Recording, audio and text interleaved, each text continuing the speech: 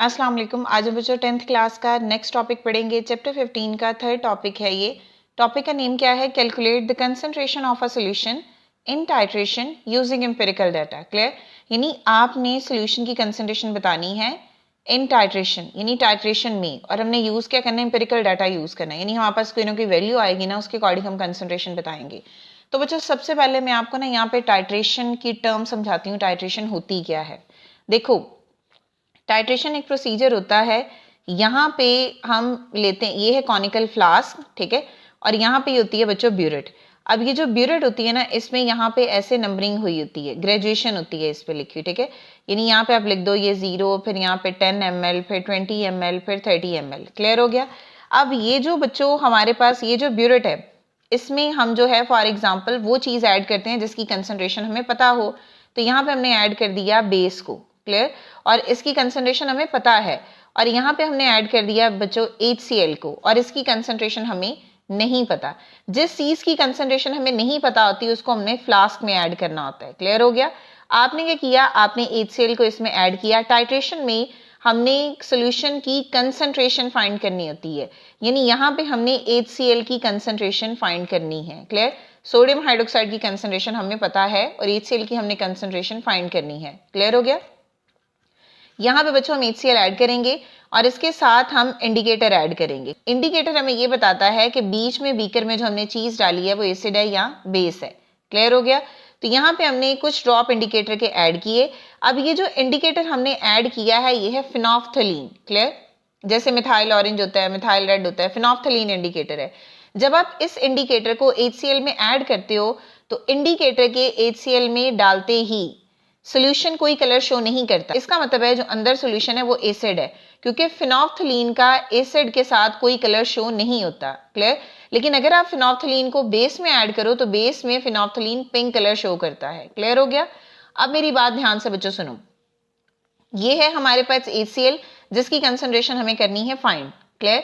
आपने क्या किया? आपने HCl की कुछ अमाउंट यहाँ पे ऐड की, लिक्विड की, 10 ml, 20 ml। हमने कह दिया कि हमने यहाँ पे 20 ml जो है वो HCl बच्चों ऐड किया है। आपने इसमें इंडिकेटर के 2 से 3 ड्रॉप्स ही सिर्फ ऐड करने हैं। क्लियर? जब आपने 2 से 3 ड्रॉप्स ऐड किए, सोल्यूशन में आपने डाले, तो आपने देखा कि सोल्यूशन का कलर चेंज नहीं हुआ। तो जब सोल्यूशन का कलर इस इंडिकेटर यानी फिनोल्फथलीन की प्रेजेंस में चेंज नहीं होगा तो इट मींस दैट बीच में सोल्यूशन है एसिड। क्लियर? अब आप क्या करो, ये ब्यूरेट है, इस ब्यूरेट में हमने सोडियम हाइड्रोक्साइड ऐड किया जिसकी कंसंट्रेशन हमें बच्चों पता है। अब हम क्या करेंगे, इसको ब्यूरेट को यहाँ से ओपन करके ड्रॉप वाइज इसमें हम सोल्यूशन ऐड करते जाएंगे। जब पहले कुछ 3 से 4 ड्रॉप्स गिरेंगे तो आप देखोगे कि जब वो ड्रॉप सोल्यूशन में गिरेंगे तो सोल्यूशन का कलर इनिशियल पिंक होगा। आप जरा सा फ्लास्क को हिलाओगे वो सोल्यूशन का पिंक कलर डिसअपेयर हो जाएगा। क्लियर? यानी इसका मतलब ये है सोडियम हाइड्रोक्साइड को जब आपने इसमें डाला तो इनिशियली इसने पिंक कलर शो किया। क्यों? क्योंकि बीच में इंडिकेटर था, और मैंने आपको बोला है कि इंडिकेटर को जब आप बेस में ऐड करते हो तो वो पिंक कलर शो करता है। तो अब आपने क्या करना है, आपने शुरू में ड्रॉप डाले, बीच में पिंक कलर आया, बट जैसे ही आपने फ्लास्क को हिलाया वो पिंक कलर डिसअपेयर हो गया। ठीक है? आपने फिर इसको ओपन किया, इस ब्यूरेट को, थोड़े थोड़े ड्रॉप फिर डाले, आपने फिर इस फ्लास्क को हिलाया, वो पिंक कलर खत्म हो गया। अब आपने तब तक ये ड्रॉप वाइज इसमें ऐड करना है जब तक यहाँ का जो सोल्यूशन है वो पिंक ना हो जाए। इसका मतलब क्या है बच्चों? इसका मतलब ये है कि अंदर सोल्यूशन पिंक तब होगा जब बीच में सारा का सारा HCl खत्म हो चुका होगा। फिर ये सोडियम हाइड्रोक्साइड जब इस फिनोल्फथलीन के साथ रिएक्ट करेगा तो ये पिंक कलर शो करना शुरू कर देगा। जब तक बीच में HCl प्रेजेंट है तब तक सारा का सारा सोल्यूशन पिंक कलर शो नहीं करेगा। आपने वो पॉइंट नोट कर लेना है जहां पे सोडियम हाइड्रोक्साइड को जब आप फर्दर ऐड करते हो तो HCl का सोल्यूशन कलरलेस नहीं होगा बल्कि पिंक होना शुरू हो जाएगा। आपने ऊपर से बच्चों वो वॉल्यूम नोट कर लेना है, फिर आपने फार्मूला पुट करके इस HCl की कंसंट्रेशन को फाइंड कर लेना है। अब क्वेश्चन ये आता है कि वॉल्यूम हम इसका देख रहे हैं और कंसंट्रेशन हम HCl की फाइंड कर रहे हैं। ऑब्वियसली बात है बच्चों, इससे आपको ये पता चलेगा बच्चों कितना सोडियम हाइड्रोक्साइड यूज हुआ है HCl को न्यूट्रलाइज करने के लिए। क्लियर? तो इस प्रोसीजर को बच्चों हम बोलते हैं ये है titration. Calculate the concentration of the solution in titration using empirical data. तो ये प्रोसेस है टाइट्रेशन, इसके जरिए हमने कंसंट्रेशन फाइंड करनी है सॉल्यूशन की, और वो उस सॉल्यूशन की आप कंसंट्रेशन फाइंड करोगे जो यहाँ पे फ्लास्क में होगा। अब यहाँ पे HCl भी हो सकता है, सोडियम हाइड्रोक्साइड भी हो सकता है। Clear? Concentration of the solution can be determined by titrating. Titrating mean आपने सोडियम हाइड्रोक्साइड और HCl का रिएक्शन करवाना है, जिसकी कंसंट्रेशन नॉन है उसको आपने ब्यूरेट में रखना है, और जिसकी कंसंट्रेशन आपने फाइंड करनी है उसको आपने फ्लास्क में रखना है। Concentration of the solution can be determined by titrating it with the solution of the known concentration. और नॉन कंसंट्रेशन किसकी थी बच्चों? सोडियम हाइड्रोक्साइड की। Till the end point is reached. याद करो मैंने आपको क्या बोला है, मैंने आपको यहाँ से बच्चों क्या बोला है कि आपने सोडियम हाइड्रोक्साइड की पहले थोड़ी थोड़ी अमाउंट इसमें ऐड करनी है, इस फ्लास्क में। इनिशियली जब आप सोडियम हाइड्रोक्साइड इसमें ऐड करोगे तो इसके ऐड होते ही अंदर जो सोल्यूशन है उसका कलर चेंज नहीं होगा। थोड़ी थोड़ी देर में सोडियम हाइड्रोक्साइड ऐड करते जा रहे हो, फिर एक टाइम ऐसा आएगा जब आप सोडियम हाइड्रोक्साइड फर्दर ऐड करोगे और यहाँ पे जो अंदर सोल्यूशन है इसका कलर पिंक होना शुरू हो जाएगा। आपने वो पॉइंट नोट कर लेना है। This point is called the end point. And point है, उसका बेसिक मकसद ये है कि सोडियम हाइड्रोक्साइड जब आप फर्दर इसमें ऐड करोगे तो अब जितना HCl था वो सारा का सारा न्यूट्रलाइज हो चुका है, अंदर HCl नहीं है। वो जो सोडियम हाइड्रोक्साइड आप फर्दर ऐड करोगे वो इस इंडिकेटर के साथ फिर पिंक कलर शो करना शुरू कर देता है। आपने जब कंसंट्रेशन फाइंड करनी है तो आपने इन पॉइंट्स को ध्यान से देखना है। सबसे पहले आपने इक्वेशन को करना है बच्चों बैलेंस। सेकंड में आपने वॉल्यूम फाइंड करना है सॉल्यूशन का जो आप टाइट्रेशन में यूज कर रहे हो, और सॉल्यूशन आपके पास कौन सा है? आपने एक सोडियम हाइड्रोक्साइड को यूज किया है और दूसरा आपने HCl को इस्तेमाल किया है। क्लियर? और उसके बाद आपने कंसंट्रेशन फाइंड कर लेनी है उस सॉल्यूशन की जिसकी आपको कंसंट्रेशन नहीं पता। जैसे मैंने अभी आपको समझाया तो हमारे केस में जिसकी कंसंट्रेशन हमें फाइंड करनी थी वो क्या था बच्चों? HCl, जो मैंने अभी आपको प्रोसीजर समझाया। क्लियर?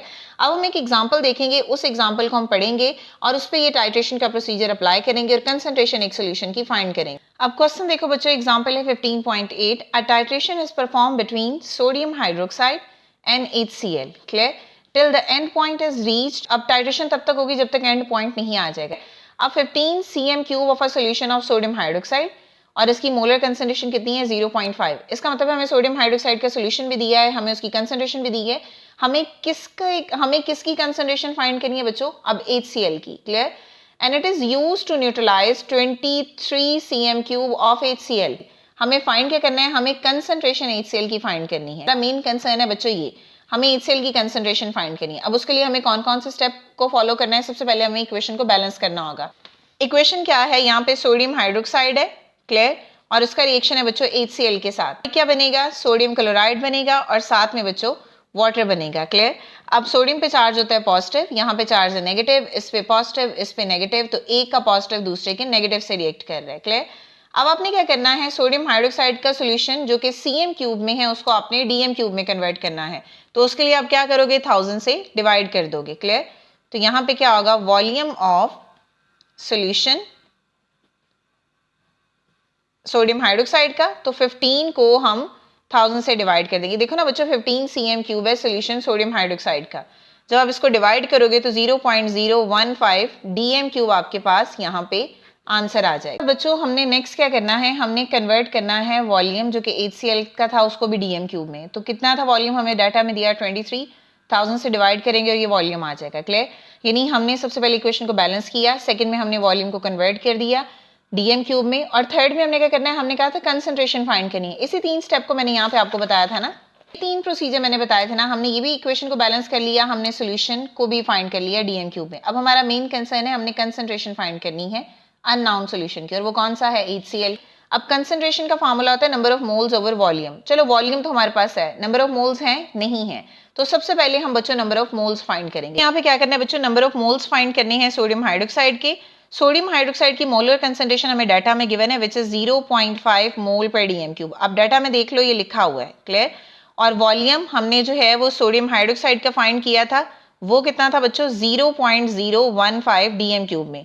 अब इसको सॉल्व करोगे तो आपके पास मोल आ जाएंगे 0.007 मोल। और ये किसके मोल हैं बच्चों? ये हैं सोडियम हाइड्रोक्साइड। अब जरा ये बैलेंस केमिकल इक्वेशन देखो, यहाँ पे कुछ नहीं है तो ये भी 1 मोल है, यहाँ पे कुछ नहीं है ये भी 1 मोल है, यहाँ पे भी कुछ नहीं है ये भी 1 मोल है, वाटर के साथ भी कुछ नहीं है तो ये भी 1 मोल है। अगर यहाँ पे वैल्यूज कुछ लिखी होंगी तो उतने मोल हमने वहां पे लिख देने हैं। According to balance chemical equation 1 mole sodium hydroxide 1 mole HCl के साथ रिएक्ट करके 1 मोल NaCl और 1 मोल वाटर प्रोड्यूस करता है। क्लियर हो गया? इसका मतलब है जितने number of mole sodium hydroxide के होंगे उतने ही HCl के होंगे, और यहाँ हमने सोडियम हाइड्रोक्साइड के नंबर ऑफ मोल्स कितने निकाले हैं? 0.0075। तो इतने ही मोल्स हमारे पास फिर HCl के भी आ जाएंगे। यहाँ पे number of moles of HCl कितने आएंगे? वही होंगे जो सोडियम हाइड्रोक्साइड यहाँ पे। क्लियर? तो number of moles of HCl कितना आएगा, 0.0075 मोल आ जाएगा। क्लियर? तो आपके पास बच्चों ये आंसर आ गए मोल का। तो अब आप क्या करोगे, इस फॉर्मूला में जस्ट वैल्यू पुट करोगे और आपके पास आंसर आ जाएगा। क्लियर है? तो नंबर ऑफ मोल्स कितने हैं, 0.0075, और वॉल्यूम आपने जो है वो इसका फाइंड किया था, ये देखो वॉल्यूम आपने HCl का फाइंड किया था 0.023, इसको यहाँ पे पुट कर दो। तो वॉल्यूम क्या आएगा, 0.023। आप इसको डिवाइड करोगे तो आंसर आएगा 0.326, और यूनिट क्या आएगा, मोल पर डीएम क्यूब। तो ये हमारे पास आ जाएगी concentration. So molar concentration of HCl solution कितना है बच्चों, 0.326 मोल पर डीएम क्यूब। अब हम बच्चों सॉल्व करेंगे क्विक चेक 15.3। क्वेश्चन को सबसे पहले पढ़ो, कैलकुलेट द वॉल्यूम ऑफ 0.1 मोल पर DM cube of oxalic acid. Oxalic acid का हमने बच्चों वॉल्यूम फाइंड करना है। क्लियर है? हमारे पास डाटा क्या है, solution to exactly neutralize 25 cm cube of 0.1 मोल पर DM cube of potassium hydroxide. Clear?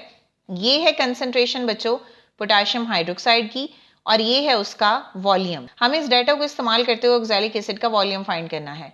अब ऐसा कौन सा फार्मूला है जिसमें कंसंट्रेशन भी और वॉल्यूम भी है, वो बच्चे ये वाला फार्मूला है, N is equal to number of moles is equal to concentration multiply by volume in dm cube.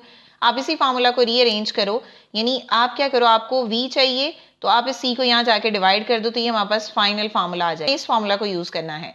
आपके पास मोलर कंसंट्रेशन तो ऑक्सैलिक एसिड की है 0.1, बट आपके पास नंबर ऑफ मोल्स नहीं है। तो सबसे पहले आप क्या फाइंड करोगे बच्चों, नंबर ऑफ मोल्स। अब नंबर ऑफ मोल्स को फाइंड करने के फार्मूलाज क्या होते हैं, given mass over molar mass. तो गिवन मास तो है ही नहीं, तो नंबर ऑफ मोल्स को फाइंड करने का फार्मूला ये भी होता है that N is equal to C multiply by volume in dm cube. अब प्रॉब्लम बच्चों ये है, आपके पास ऑक्सैलिक एसिड की कंसंट्रेशन तो है बट वॉल्यूम तो है ही नहीं, वही तो आप फाइंड कर रहे हो। इसका मतलब है आप इस डाटा से पहले पोटेशियम हाइड्रोक्साइड का मोल फाइंड करोगे, फिर आप उस मोल को ऑक्सैलिक एसिड के साथ कंपेयर करोगे, इससे आपके पास क्या आएगा, ऑक्सैलिक एसिड के मोल्स आ जाएंगे। आप इसको इस फार्मूला में पुट करके वॉल्यूम निकाल सकते हो। क्लियर? तो मैं आपको यहाँ से समझाती हूँ हमने करना क्या है। सबसे पहले हमने इक्वेशन राइट की, इस इक्वेशन के अकॉर्डिंग 1 मोल ऑक्सैलिक एसिड है, यहाँ पे कुछ नहीं है तो यहाँ पे 1 मोल है, 2 मोल पोटेशियम हाइड्रोक्साइड है, और इससे ये 2 प्रोडक्ट बन रहे हैं। इससे हमारा कंसर्न नहीं है तो इसको हम आगे देखेंगे नहीं। क्लियर? तो सबसे पहले आपने पोटेशियम हाइड्रोक्साइड के मोल्स फाइंड कर लेने हैं, बिकॉज आपके पास इसमें वॉल्यूम भी है और C भी है, तो दोनों चीजें हैं। तो देखो C को मल्टीप्लाई आपने करना है वॉल्यूम से, और वॉल्यूम डीएम क्यूब में होना चाहिए, ये CM क्यूब में है, तो आप इसको डिवाइड कर दो 1000 से। जब आप सॉल्व करोगे तो ये आपके पास नंबर ऑफ मोल्स आ जाएंगे। अब अकॉर्डिंग टू दिस इक्वेशन, अगर 1 मोल ऑक्सैलिक एसिड है तो 2 मोल पोटेशियम हाइड्रोक्साइड है। आपने जो डाटा में मोल्स पोटेशियम हाइड्रोक्साइड के निकाले हैं, आप उसको सॉल्व करो इस इक्वेशन के अकॉर्डिंग। 1 मोल ऑक्सैलिक एसिड है तो उसको 2 मोल पोटेशियम हाइड्रोक्साइड चाहिए। तो अगर मैं इसको थोड़ा सा चेंज करूं, अगर ये 1 मोल हो, 1 मोल फॉर एग्जाम्पल, तो इसके लिए ऑक्सैलिक एसिड के कितने मोल चाहिए होंगे, आप 1 को 2 पे डिवाइड कर दोगे। इसी कॉन्सेप्ट को आप यहाँ पे बच्चों अप्लाई करो। हमारे पास पोटेशियम हाइड्रोक्साइड के ये मोल्स हैं, हमने इससे ऑक्सैलिक एसिड के मोल निकालने हैं, तो जो भी पोटेशियम हाइड्रोक्साइड की वैल्यू आएगी आप उसको डिवाइड कर दोगे बच्चों 2 से, और इससे आपके पास जो मोल्स आएंगे वो किसके आ जाएंगे, ऑक्सैलिक एसिड के। क्लियर? तो ये ऑक्सैलिक एसिड के मोल्स हैं, कंसंट्रेशन उसकी गिवन है, आप जस्ट डिवाइड करोगे और आपके पास ये आंसर आ जाएगा हमारे पास 0.0125 डीएम क्यूब। तो ये था बच्चों आज का हमारा टॉपिक। आई होप कि आपको क्लियर हो गया होगा। अगर स्टिल कोई भी क्वेश्चन है तो आप कमेंट कर सकते हैं। नेक्स्ट वीडियो तक के लिए अल्लाह हाफिज।